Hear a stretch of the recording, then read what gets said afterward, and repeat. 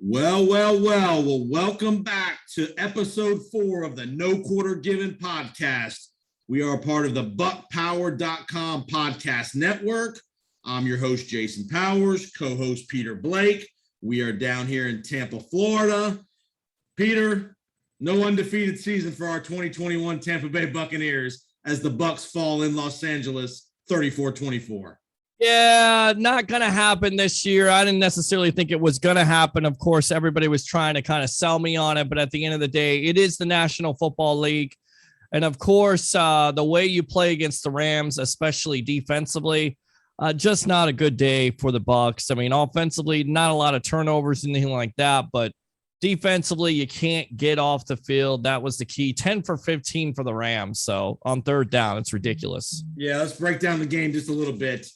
Obviously, in retrospect, people that watch the game, the Bucs defense struggled, especially the secondary. They had a tough time, getting off the field. I thought a key play in the game early was when Jamel Dean dropped a sure interception in the first quarter when it was still 0-0. Who knows if that changes the outcome? But, if the Bucs play from the lead, it might be a different game and a different strategy. Who knows? But the DBs were victimized again. Jamel Dean leaves the game with an injury. You got to bring in D. Delaney. You got a makeshift secondary with Ross Cockrell playing. You got Jordan Whitehead and Winfield and those guys, and they just couldn't get off the field. The pass rush wasn't very good. The Rams didn't run the ball great by any means, but the pass rush was just not very good. And then Deshaun Jackson blew the top off the defense that early in that third quarter. Yeah, I mean, 3 sacks in 3 games, kind of concerning, if you will, because 48 sacks last season. So they definitely got to put it together. But once again, as we talked about on the pre-show on NSPN, when you're missing a gamer like a JPP, it's definitely going to hurt that defense. And then at the end of the day, it definitely did. But you also got to give credit to where credit is due. Sean McVay had an outstanding game plan to counteract whatever the Bucs were trying to throw at him. And then, of course, it doesn't help losing a Jamel Dean, because you're exactly right. Our old friend Deshaun Jackson, third play of the second half. Yep, 75 yards to the house, and BA called it a bust. It was a communication failure by Carlton Davis and, of course, Mike Edwards.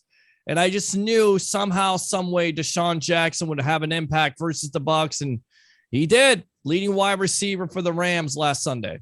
You and I talked in the pregame on the NSPN show. We thought, we were all very excited about Mike Edwards last week, 2 interceptions. I thought that Rams were going to figure out ways to isolate their receivers on our safeties. And on that Deshaun Jackson touchdown, Mike Edwards been on a double move by Deshaun Jackson. He thought the in route was coming. Jackson took 1 step to the inside and turned it up to the post. Wide open, walk-in touchdown. You don't want safeties on wide receivers in this league. And in the slot, that's one area where, the Bucs were depleted in the secondary, so they had to do a little bit of that, and they got burned. Yeah, they got burned, and Cooper Kupp also had another great game versus the Bucs, and he's done that throughout his career. He is an absolute nightmare for this team. They have to figure out some way, if they meet them again, and there's a possibility in the postseason, possibly in the NFC Championship, you better figure out how to defend Kupp. Yeah, I'm with you. And offensively for the Bucs in the game, they weren't bad on offense. They were good. They weren't great.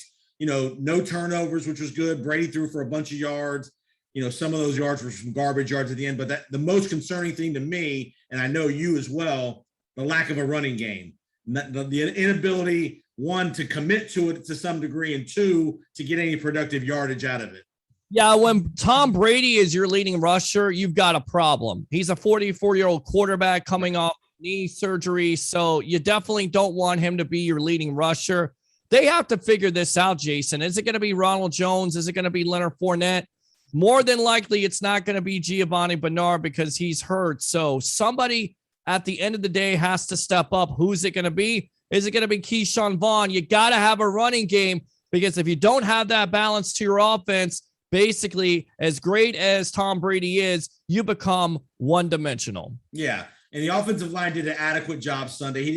Brady didn't get killed or anything. He got sacked a couple times and was under pressure. But when you throw it 55 times, you're not going to be clean the whole day. There's going to be some pressure. You got Aaron Donald, Leonard Floyd, a really good Rams defense. So again, the offense wasn't bad. That wasn't the problem. The defense was the issue Sunday. So the Bucs go to 2-1. Obviously, we have this epic showdown coming in Foxborough on Sunday. We're going to talk about that in a minute. But just your general thoughts about the Bucs-Patriots historical series. Not a lot of matchups. Only nine regular season matchups. Not a lot of great memories either. One comes back to me, that would be 1997 when the Bucs clearly dominated that team. That's one of my favorite years to watch Bucs football because, of course, that was the year they got back to the playoffs, second year in Tony Dungy. They beat them 27-7. The game that really kills me is 2017 with Jameis Winston. You know, it's a nationally televised game, and you have 3 missed field goals by Nick Folk. And I believe that's also the year you go into Hard Knocks and you have that kicking back, and everybody's certain that Nick Folk is going to be the guy. Consequently, he's kicking for the New England Patriots next Sunday night, but he couldn't make 3 field goals. If you make those 3 field goals, more than likely you win the game. Yeah, absolutely. Absolutely. All right. First meeting with the Patriots was back in 76. Final game of 76. Obviously, we all know the Buccaneers were winless that year. You know, the Bucs lose. You know, quarterbacks, memorable players back then for the Patriots. People you might remember, Steve Grogan was kind of in the infancy of his career with the Patriots. He was a longtime Patriot quarterback. You know, you had obviously the Buccaneer guys of the mid to late 70s. You know, not a lot of stuff going on there, but you know, the first, 1988. Again, they've only played 9 times in the regular season. Remember now, the way the scheduling goes in the NFL, you're going to play these AFC teams every 4 years, every 8 years in your building, but every 4 years you're going to play them. So there won't be nearly as many gaps in the schedule of playing the Patriots as there was back in the 80s and 90s and 2000s. Yeah, no, absolutely. You had the greatness of Steve Spurrier way back then, and then you get to the 80s, you have Steve DeBurr, you have some sighting of Mark Carrier. Yeah.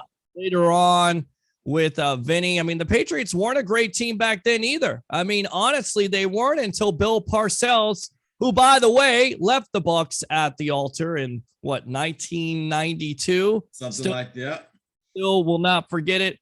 He ended up coaching the Patriots, wearing the hats that he didn't want to necessarily wear for the Bucs, and he turned them into a Super Bowl contender. And then, of course, after that, it was the Tom Brady era, which lasted for about 20 years. Yeah, so, 1985's game will hit the 1980. Obviously, the Bucs were not very good in 1985. That was Lehman Bennett's first year as the coach. But remember, 1985 was the year the Patriots went all the way to the Super Bowl. Tony Eason, Raymond Berry was the former Baltimore Colt receiver, was the coach for the Patriots. The Patriots were a surprise team. They were a wild card team. They went all the way to the Super Bowl, and obviously they lost to the Chicago Bears that year in the Super Bowl shuffle with the great Bears team of 1985-86 Super Bowl. So the Bucs lost to New England that year 32-14. And again, one of the Patriots were not very good either during the 80s as well. Other than that one year, the Patriots and the Buccaneers had a very dreadful period of the 1980s. Yes, absolutely. But you go back to that Patriots year, they were surprised. Did they not beat the Miami Dolphins in the AFC Championship game? In Miami, Dan Marino. Yes, and that was the year that, of course, the Bears had their first loss on what? Monday night versus Dan Marino. The Miami Dolphins. There you go. And everybody was, I remember that. Everybody was anticipating the rematch in the Super Bowl, the high-flying Dolphin offense against that Bears 46 defense. And again, give the Patriots full credit. Craig James, we all remember him from the broadcasting world, the Pony Patriot from SMU. He and Eric Dickerson were the 1-2 tandem at SMU. He was a big running back for the Patriots. And during that period in the mid-'80s, again, you had Raymond Berry coaching them. You had Stanley Morgan, Andre Tippett, some of those kind of guys from the Patriot days that led to the 1990. That for some reason, I don't know why, but the Bucs-Patriots played in Jacksonville, Florida at the Gator Bowl. Any idea why they played in 1990 there? No idea. Yeah, I'm curious why that. Yeah, no clue. Are they trying to promote? Well, I think they were trying to promote Jacksonville at that point. I guess maybe Jacksonville was trying to show that they could have an NFL team, which they did with the Jacksonville Jaguars, 5 years later, right, as a team.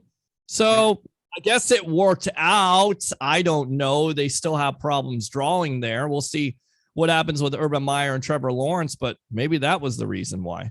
Bucs' first win comes in 2000 when guess who was the quarterback before Tom Brady? Drew Bledsoe. A mere 1 year before the famous Mo Lewis hit by the Jets, which knocks Bledsoe out of the game, which gives Brady his first opportunity. Sean King with an epic fake spike throws a fade route to Riedel Anthony of famed Florida Gator lore. But the first win for the Buccaneers comes in actually not the first win. The second win comes in 2000 with Sean King leading the Buccaneers. Yeah, no, absolutely. I remember that fake spike right before halftime. They were being tricky. And of course, you saw that before in history with who? Dan Marino. Against the New York Jets. So there you go. It's so funny how football works sometimes, but you're exactly right. Second win. I don't remember that game. I don't either. The 97 game, but then after 97 and 2000, it was all downhill after that. Right. No doubt. So Tom Brady takes over the Patriots in 2001. The Bucs play the Patriots in the last 21 years. The Bucs have beaten the Patriots one time. Obviously, they've not lost at all when Tom Brady was the quarterback. The last four meetings, the biggest part of those meetings was the anemic nature of the Bucs offense. They've only scored 24 points in those four games in the 2000s and 2010s when Tom Brady was the quarterback, highlighted by a quality job of the offensive line. 7 sacks given up in a Chris Sims start back in, I think it was 2013. 2005. Sorry, my mistake. Correct. Right. And 2005, that was a playoff team that year. I believe they also won the division, but they got eliminated by the Washington football team, Redskins back then, Sean Taylor. But that was kind of the litmus test, right? Jason Powers, that 2005 team, Chris Sims, kind of like Williams, they could do absolutely nothing. So even though they were a playoff team, at that point, they weren't as good as the New England Patriots and Tom Brady, not even close. And remember, that was the heyday of the Patriots dynasty. They'd won 3 out of 4 Super Bowls. Brady was in the absolute prime of his career during that time. They still had all the big guys on defense, Brewski. They had Willie McGinnis, Ty Law, all those guys on defense. Obviously, you had Brady. You had the role players that they had on offense, Belichick. It was just I won't say it was a mismatch, and that was kind of the John Gruden era started to kind of go downhill. That 2005, 6, 7 period is when the kind of the John Gruden era in Tampa started to wane a little bit. Yeah, 2005 was their best year after the Super Bowl, and then after that, you're exactly right. It kind of went down. It was up and down there at a point, and then when he got fired, of course, they were 9-2 or 9-3, and they lost out and couldn't make it to the playoffs. They were 9-7, and he got fired. You're exactly right, but 2005, you honestly thought with that team maybe they would have a chance. I think it was Michael Clayton also. Yeah. That team, and just didn't. They weren't as good. There's a lot of teams out there that weren't as good as Tom Brady, Bill Belichick, and the New England Patriots back then, especially at Foxborough. You're barely going to win anything there. Yeah. You weren't going to Foxborough back then and winning games at all. Crazy. All right, let's head to 2009. Kind of a landmark game for the Bucs in 2 ways. One, the game was at Wembley. Obviously with the Glazers connection with Manchester United, the Bucs were a fan favorite to go to London to go play at Wembley. So 2009, they played the Patriots in Wembley. Josh Freeman, first-round draft pick. We all thought he was the big up-and-coming, the first-round draft pick quarterback. Mark Dominic picks Freeman in the first round. He gets his first opportunity to play in that game. And another memorable part of this game is BuckPower.com's own Paul Stewart, the unofficial Buck historian. NFL Films does a profile of Paul over in England as part of the coverage of the game. And as part of the footage, Paul gets to step in for Gene Deckerhoff on the radio and do a little play-by-play. Do you remember that? I don't. I didn't remember it, but I listened to Paul. Paul did a hell of a job. And if he were a football announcer and he were doing it on radio, I would be excited. Remember, those of you that don't know, obviously people probably don't know Paul. Again, Paul is the creator of buckpower.com. We're part of the buckpower.com podcast network. And what we're going to do here is I interviewed Paul a couple days ago to talk about his experience of stepping in for Gene, all that stuff. And Paul's got a broadcasting background, so it's not like Paul was a rookie doing this. He's had lots of experience doing television and radio over in England. And so we're gonna let's listen to Paul Stewart's comments concerning Gene taking over for one Gene Deckerhoff.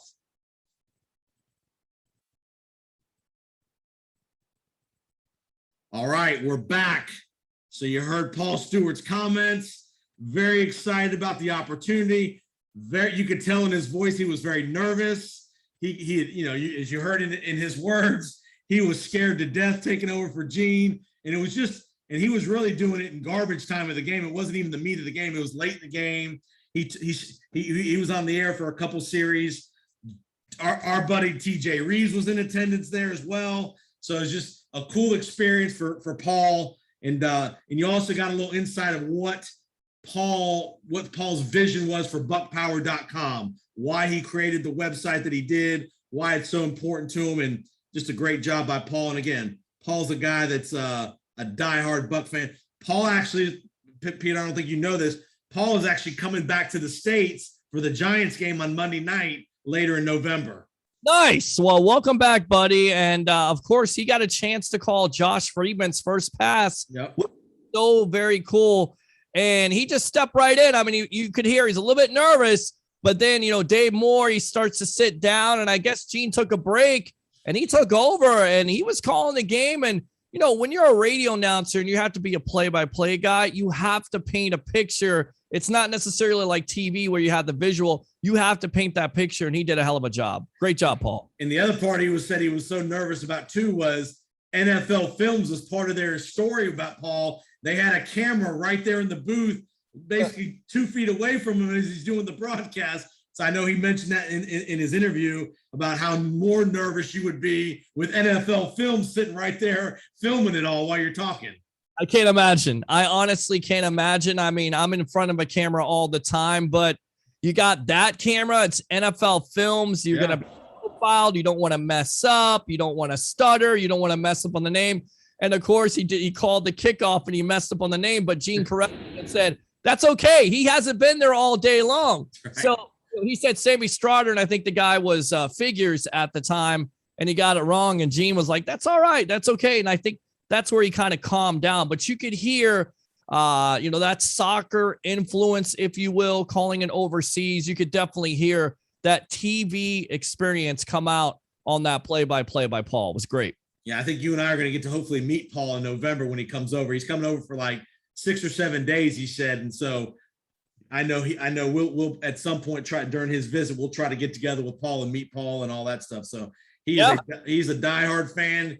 He could tell story after story. Off the air, he was telling me a couple of stories and just over the years. It's great stuff. So definitely fans, buckpower.com is your place for all things Buccaneer audio, video, statistics, everything. And I tell you right now, I was going on the site today to do more research, and it just, again, it takes you back to when you were a kid and you used to watch these games on TV. This guy actually has the footage. Like, there's no faking the funk when you go to buckpower.com. It's all about the history of the Tampa Bay Buccaneers. And if you're a great fan, you should definitely check it out. All right, so let's get to the showdown of showdowns. This one's been circled on the calendar the day the schedule came out. We knew we were going to Foxborough. We didn't know when on the calendar it was going to be. Week 4, Sunday night football. The whole football world will be watching this game. Probably will be the most highly rated regular season game, maybe in NFL history. I think it will be. Absolutely. NBC, Michaels, Collinsworth, they're going to be just, hyping this game. You're already seeing the commercials on NBC, hyping the game. Before we get to the game, the Bucs make an interesting signing this week. Richard Sherman. We had discussed Richard Sherman on the pregame show over the weekend before week 3 that this was a possibility, and it came to fruition. Your thoughts, Richard Sherman to the Buccaneers? I mean, is he the same corner he was in 2012? No, but is he an upgrade over what you have? Absolutely. Can you put a price on veteran leadership? No, you can't. So getting him is absolutely a coup for the Tampa Bay Buccaneers, especially with their 2 injuries to Sean Murphy-Bunting and, of course, Jamel Dean. He's absolutely going to come in here. He's going to provide that leadership. I still think he has something left in the tank. And it was so cool to see him today say, you know what? Tom Brady recruited me. I could not turn it down. So a very good situation for the Tampa Bay Buccaneers. The key is, will he be ready to play on Sunday? I think that's what the Bucs anticipate. So we'll see what kind of impact he can make on that back end. But of course, again, it comes back to the front end. You got to get pressure on the quarterback, especially a rookie one in a Mac Jones. If you can harass him, that makes it that much better for Sherman and, of course, everybody back in that secondary. No, I mean, I think one of the key things about what you're going to see with Richard Sherman, sure, he's not the player he was 5 years ago, but he's never been a great athlete. What he's great at, he's great at diagnosing formations, routes. I think that's one thing he's really going to be able to implore on Carlton Davis, Jamel Dean, Murphy-Bunting, the young guys, reading formations, identifying route combinations. Those are the things that the Buc DBs have struggled on. They've tended to bite on double moves. They've been confused sometimes with route. That's where I think Richard Sherman, he's not going to play 50 plays a game. If he plays 20 to 25 plays a game, I think that's exactly what the Bucs want to do, especially early until he gets into shape. If they can get 15 to 20 plays out of Sherman on Sunday in New England, I think that'd be great. And once again, he gets a chance to basically tutor a guy like a Carlton Davis, a Jamel Dean when he comes back, a Sean Murphy-Bunting, a D. Delaney. That is invaluable. That's the reason why you get a Richard Sherman, not necessarily because he's one of the top corners in the game, but because he can provide that communication that broke down in that Rams game. So I love the signing. It wasn't for much. We'll see how it works out. But when Tom Brady wants somebody, Tom Brady gets them, and he got Richard Sherman today. And the cool thing about that was Richard Sherman was in demand. Carolina was after him, San Francisco, Seattle. So he came to Tampa, one, because I think he realizes the Bucs are going to go deep in the playoffs is one. And two, when Tom Brady makes that phone call, it's hard to say no to Tom Brady. It really is. And, him come on his podcast and say, Carolina, still, he's got something to bring to the game. Yeah. He even said it, I'm going to try to get as much juice as I can out of these old legs. And I tell you right now, it's going to be interesting what Todd Bowles creates for him schematically for Sherman in this defense. Nope, you're right. No, let's get to the game. Let's get to the breakdown, X's and O's Sunday night. You made a great point about Mac Jones. The Patriot offense has been very lackluster, has not been very prolific. First things first, if you're the Buccaneers, shut down the running game. Make it a one-dimensional game for Mac Jones. He's not mobile. He's not a mover in the pocket, so there shouldn't be any issues with containment, things like that you maybe had with Stafford, maybe you had with Dak Prescott a little bit. He's going to be there. He's going to be 7 steps, 5 steps, but the ball's going to come out quick. So Buccaneer pressure. Again, you don't have any elite wide receivers for the Patriots. Good players, not great. Nelson Aguilar, Jacoby Myers, decent tight ends, Hunter Henry. What do you think your key is for the Buccaneer defense? I mean, for me, it comes back to what BA said a couple of days ago about Devin White. He's got to play better in coverage. He hasn't done that. He's a good run stopper, but you got to get better. And he's had some breakdowns that have cost the Bucs the last couple of weeks against Atlanta and, of course, against the Rams, running into his own players. So I would expect not only the pass rush to get after and Todd Bowles to confuse the young rookie quarterback, but these linebackers to step up, namely a Levante David and, of course, a White. Let's go to the Buccaneer offense. Obviously, you have the Tom Brady versus Bill Belichick angle. What position do you take? Do you think Brady knows Belichick better, or do you think Belichick knows Brady better as far as tendencies, schematics, or do you think this might be a game where Belichick kind of aborts what he's done previously and comes up with something completely different? Look, he's going to try to take away your biggest weapon. Now, what's the Bucs' biggest weapon? Is it Mike Evans? Is it Chris Godwin? Is it Antonio Brown if he's back in this game? but whoever you take away, you're going to have to defend those other players. So to me, yes, I get it. Belichick and Josh McDaniels and that defensive coaching staff is going to know the tendencies, but at the end of the day, you also have to line up. You also have to try to hit somebody in the mouth. And honestly, I don't think that defense is good enough to stop a Tom Brady in that offense. In fact, this could be a very bad week for that Patriot defense. And of course, that Patriot offense with Mac Jones at the controls, a rookie quarterback. You got to feel like at the end of the day, this is an advantage. And to me, I feel like win this game by 20 points. And if you don't think Mac Jones, I don't care what kind of poise you think he has, if you don't think he's going to be not nervous as hell, knowing Tom Brady returns to Foxborough across the field from Mac Jones, Tom Brady, all the emotion of the question I would have is, what are the Patriots going to do in the pregame? Are they going to do a 3 or 4 or 5 minute montage of Tom Brady to celebrate him? Or is Belichick going to say, screw that, we're not doing nothing? But you would think you would have to. I mean, when he comes on the field, he's going to be cheered for his accomplishments. I get it. People are going to say, oh, he might be booed, whatever else. But come on, those are Patriot fans. They respect the history and the legacy of Brady. So they got to do something. If they don't, that's even more of a motivational factor for Brady. And for me, the biggest key to the game is run the ball. Find somebody who's going to be your bell cow runner. Is it Leonard Fournette? Is it Ronald Jones? Is it Keyshawn Vaughn? Somebody, please stand up. No, I'm with you. And here's one more point I'm going to ask you. If the Bucs get a chance, if the Bucs are up comfortably, are the Bucs going to try to rub it into Bill Belichick? Are they going to let Brady throw that one more touchdown pass, that one more long route, that one more trick play maybe to really stick it into the Patriots and Bill Belichick? Of course they would. Of course. Of course they would. And that's not even a BA decision or a Byron Leftwich. That's Brady saying, hey, I got this. I know what I'm doing. We're going to score until we blow their doors off. That is Brady. And don't buy all this nonsense about, Brady underselling what Alex Guerrero said, because you know that that's his mouthpiece at the end of the day. And Jason Powers, that Tom Brady wants to win this game and wants to win this game in a blowout. And I do believe the Bucs will do that on Sunday Night Football. The Bucs are right now about 6.5 point favorites Sunday night. And again, I will be interested to see as well from Tom Brady, how much audibling does he do at the line of scrimmage based on the defense he sees? How much of stuff is he going to say? You know what I've seen? I remember that back in training camp 4 years ago when Brady put that defense in, or I remember this coverage that they ran against Peyton Manning or against whoever. I'm going to audible out of it, or I'm going to audible into something else. That's going to be an interesting thing for me, is how much audibling Tom Brady does at the line of scrimmage. And you're exactly right, because it is a chess game, right? It's Belichick versus Brady. It's McDaniels looking at some of the tendencies. And once again, it's the defensive coaching staff and what they can do to stop this offense. And it is a chess game. It's an ultimate chess game.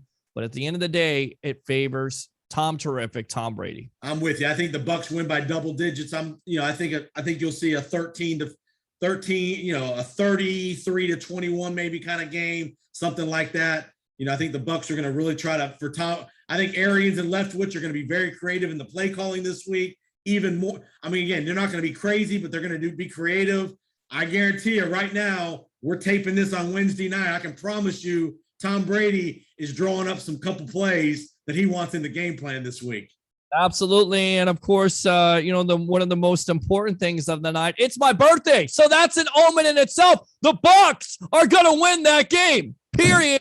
And we're going to be live at Ducky Sports Lounge, 1719 West Kennedy Boulevard in Tampa. Come down, see yours truly, along with Mr. Jason Powers, Blake Anthony, and the whole NSPN broadcasting team. Remember, folks, you can catch Peter pregame, halftime, postgame, NSPN, and the I Love St. Pete Facebook platforms, live streaming, all live from Ducky's. Great crowd at Ducky's down in South Tampa. This will be our fifth week, actually. We did a preseason game. Fifth week in a row we'll be at Ducky's. So definitely, if you can't get the Ducky's, it will be a madhouse at Ducky's Sunday night. I can promise you that. If you can't get there, get online, Facebook, NSPN, I Love St. Pete. Check out the Powers on Sports podcast, my podcast, I've got Roy Cummings, the longtime Buccaneer reporter, on this week. We're breaking down the NFL topics. We're breaking down this game even further. And I got Vince Ferrara, who's my buddy up in Knoxville, Tennessee, SEC football coverage, college football notes and nuggets from around the college football world. And again, Peter, we're looking for 3-1 after 4 weeks. You know, all teams always like to break the season in quarters. We got one additional game this year, so it's not quite the first quarter, but the fourth game, we want to be 3-1 heading to week 5 in the Miami Dolphins. Yeah, I absolutely agree with that. And look, it's not going to get any easier from here. So it starts now in Foxborough, and see what this offense and, of course, this defense and even the special teams, because all 3 phases of the game last week were not the best. So you got to play all 3 phases of the game. You've heard it before, and we'll see if the Bucs can put it all together on Sunday night. So it's I'll tell you right now, it's so much fun to do that pregame show with you. I'm looking back at it today, watching, because we're sitting there. You have this crowd full of Bengal fans. You have all these fans that are watching different games, and we're updating you while we're doing the pregame show. It was just great stuff. It's a great atmosphere. Definitely get out to Ducky Sports Lounge. And one more strategical point in the game. I think you'll see the Patriots empty out the playbook. Trick plays, fake punts, things like that. One big injury for the Patriots, no James White. He's out for the year. So that's a big advantage to the Buccaneers in the third down game and the pass protection part of things. So let's get this pass rush going here, Peter, this week. Shaq Barrett, probably no JPP this week. Let's go, Joe Tryon. Show us why you were number 1 draft pick, buddy. Yeah, no, absolutely. Shaq Barrett needs to get it going, and you're exactly right. Not having a James White is a tremendous loss. And I tell you right now, they can try to empty out that playbook, but at the end of the day, you still have a rookie quarterback that you're going to be very limited in what you can do. And I'm going to be really interested to see what Todd Bowles and what he puts together to confuse Mr. Jones on Sunday. Absolutely. Great work, Peter. We'll see you Sunday. Again, you're listening to the No Quarter Given podcast. Find us on all the podcast platforms: Google, Stitcher, Apple, Spotify, wherever you find your podcast. Remember, folks, subscribe, rate, and review. We want to hear from you, the fans, how we're doing, if you want to see us do something different.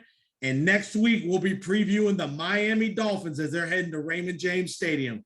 Keep up the great work, Peter. Good job. And we will see everybody next week. Go Bucs. Happy birthday, Peter, on the No Quarter Given podcast.